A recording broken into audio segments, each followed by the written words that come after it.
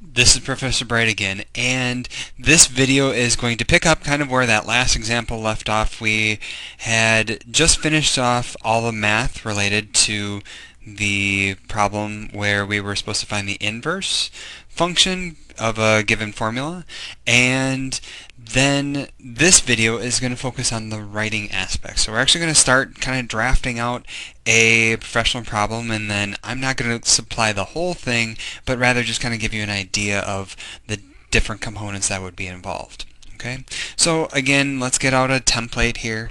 I will say that this video is going to be long, so if you need to put me on double speed or anything like that, feel free. I am going to get started though. Alright, so we are going to start by formatting our paper appropriately. So I'm going to write my name, and then I'm going to write my class, so Calculus 1, and then I'm going to put the week number, week 1, and then this is section 1.6, number 21, okay, and then I'm going to add in Professor Kinian or whoever's instructing, or the workshop leader, okay. Now, at this point, I'm ready to start my entry. Okay, and if you recall from previous videos, this is where we want to, at least for right now, we're going to recopy the entire problem. Okay, so I'm going to say find a formula for the inverse of the function. Okay, and then I'm going to put the function centered on the next line. F of x is equal to 1 plus square root of 2 plus 3x.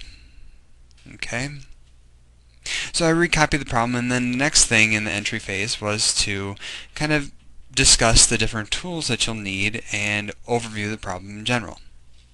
Okay,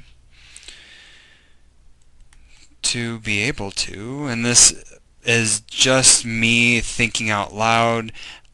If you have different language that you want to use, feel free to use that language.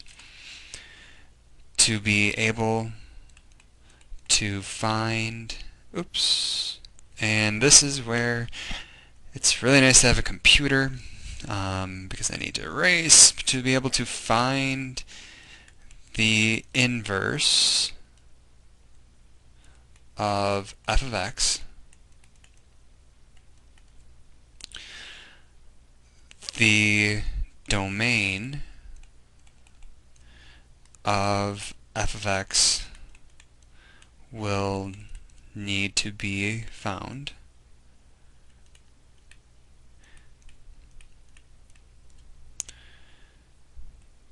With this,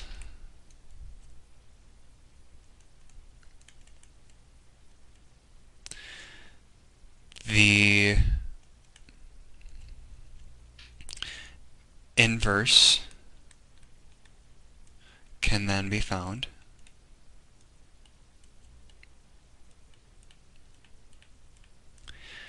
using algebraic methods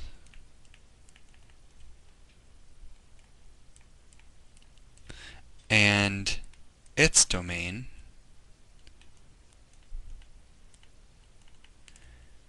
analyzed. Okay. Then the next thing I need to make sure to do is to state any assumptions or underlying conditions.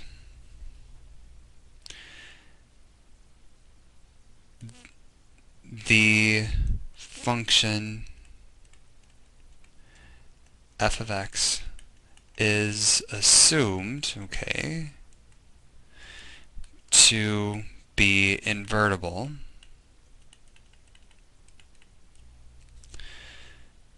as it passes the horizontal line test.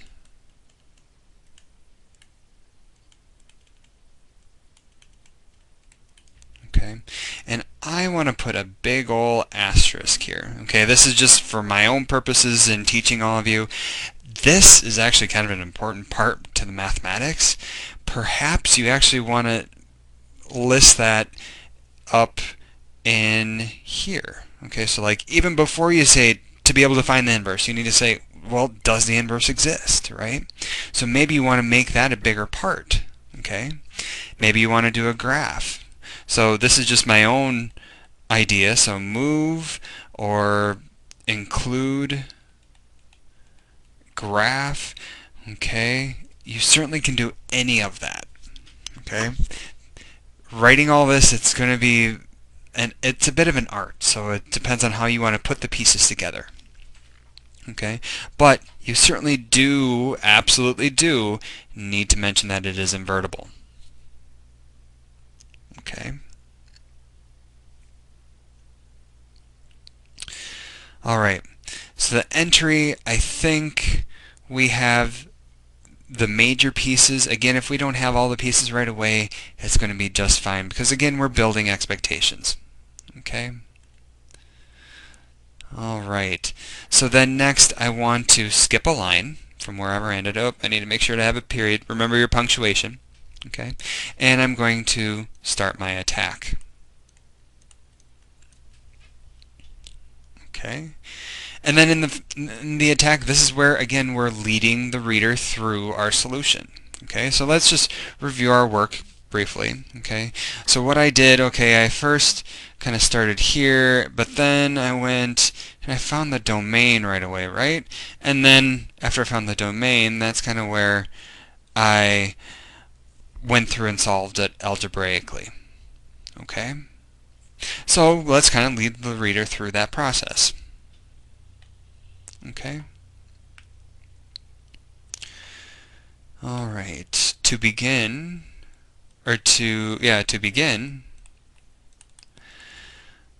I first recalled properties of inverse functions.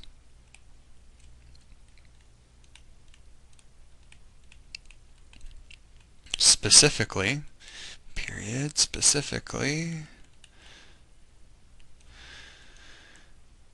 the domain,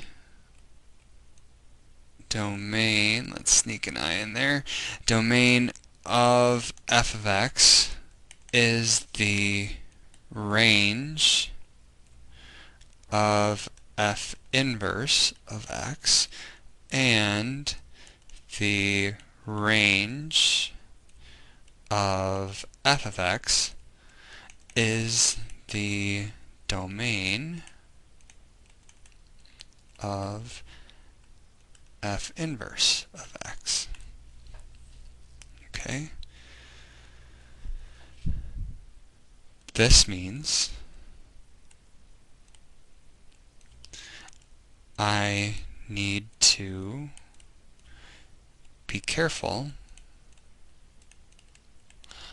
with f and f inverse and their domains.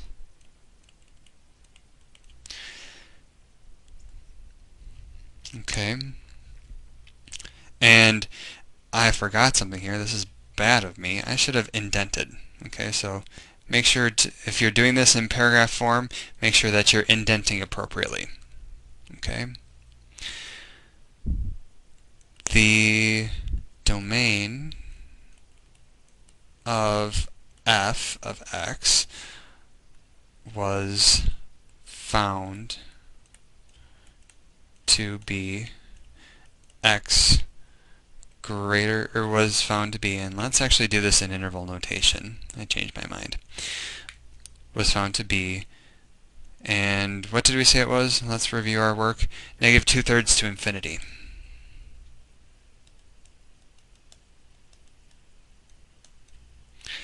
Since, okay, and then I'm actually going to say the following. So I'm going to say, or since 2 plus 3x must be greater than or equal to 0,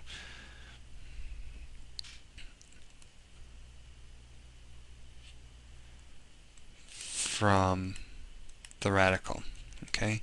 Now what I did here, okay, and this will be an expectation we develop over time, is that any equation, okay, any equation needs to be on its own line.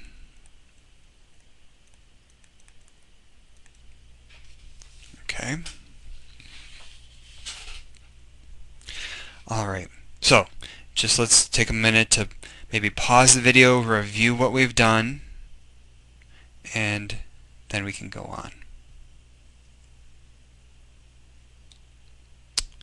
Okay, so again, I'm leading the reader through this process and my thought process with it.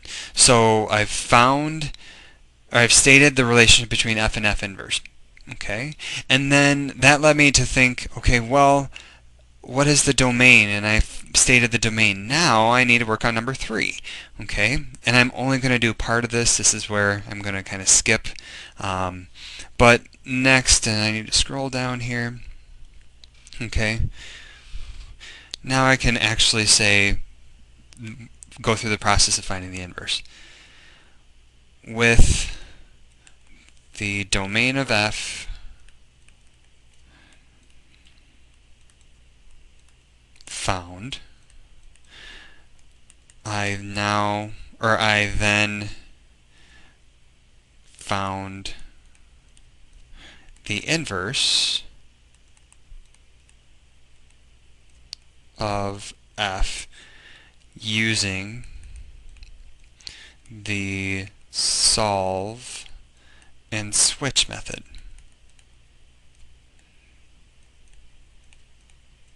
Okay. First, y was replaced, or y, and let me actually erase this. Ooh, what is that? Undo. Okay, let's erase.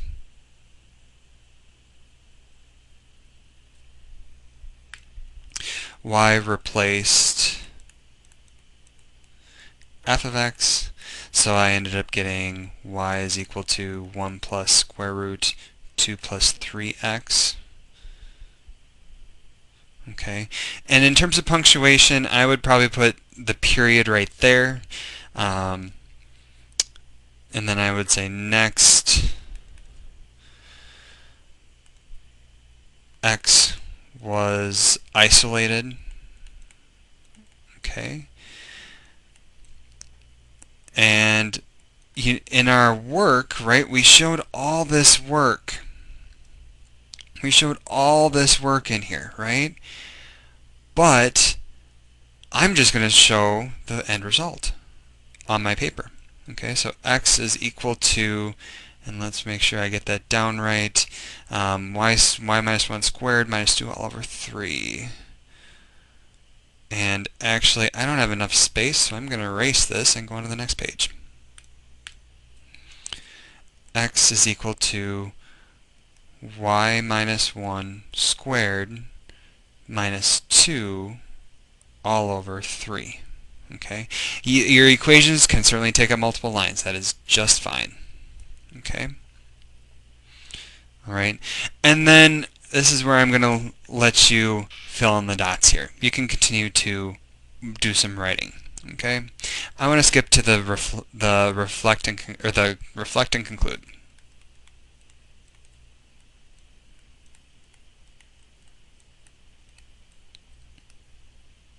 Okay, and in this section, this is where we need to state our resolution. Okay.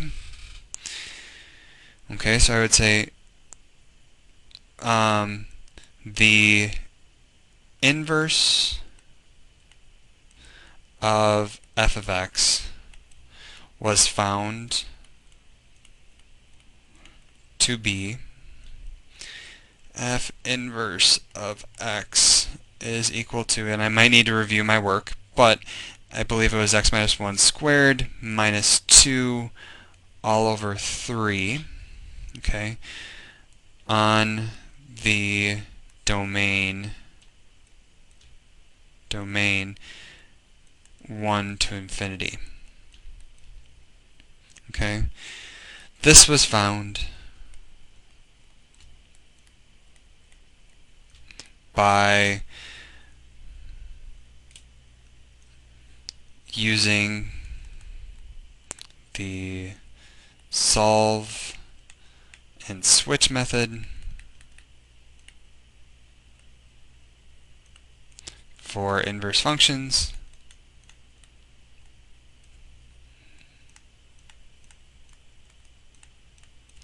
and carefully analyzing domains.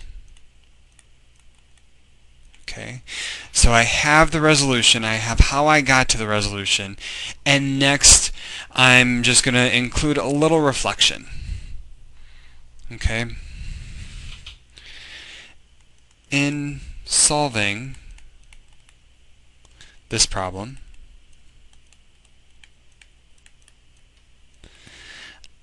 I found a key step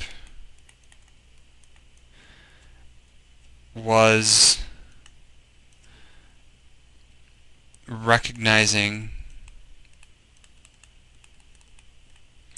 that the domain of f inverse needed careful attention. I was able to find the inverse, or the domain rather, by analyzing